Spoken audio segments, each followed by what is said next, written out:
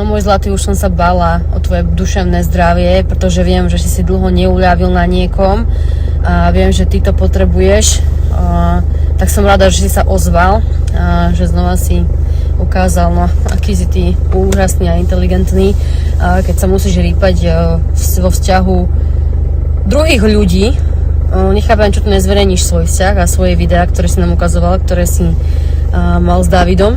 Pochvál sa ty svojimi úlovkami, ale o tom potom. Ideš o mne rozprávať, že sa hrám na chudatko. Nezverejnila som ani jeden príspevok.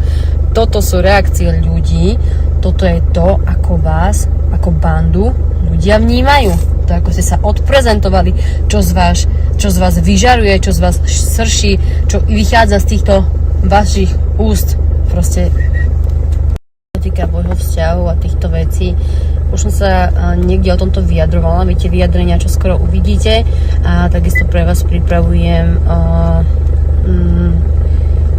aj také samostatné vyjadrenie odo mňa, pretože tieto mentálne výplody určitých vysokointeligentných ľudí ma síce veľmi bavia, ale chcem, aby ste to vedeli odo mňa, pretože je tu strašne veľa dezinformácií a prekrútených vecí a veľmi tu chýbajú tie detaily, ktoré sú bohužiaľ v tomto prípade veľmi dôležité. A ten list, môj zlatý, ktorý ti on tam poslal, že som mu poslala, to je ten, ktorý mne on posielal na farmu k mojim narodeninám.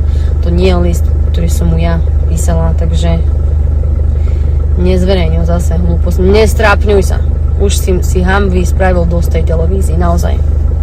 A keď si všimnete toto krásne vyjadrenie, si približíte ten screenshot, teda ten list, ktorý som ja vraj poslala z farmy, tak ten list je napísaný na počítači. Cez Word. Kde som ja na farme mala počítač, čiže ako som si odbehla do produkcie, alebo Martin mi ho napísal na traktore, alebo ja nechápem, veď vy sa zobuďte. Toto je list, ktorý mi on poslal k narodeninám. Nie ten, ktorý som mu ja vraj poslala z farmy.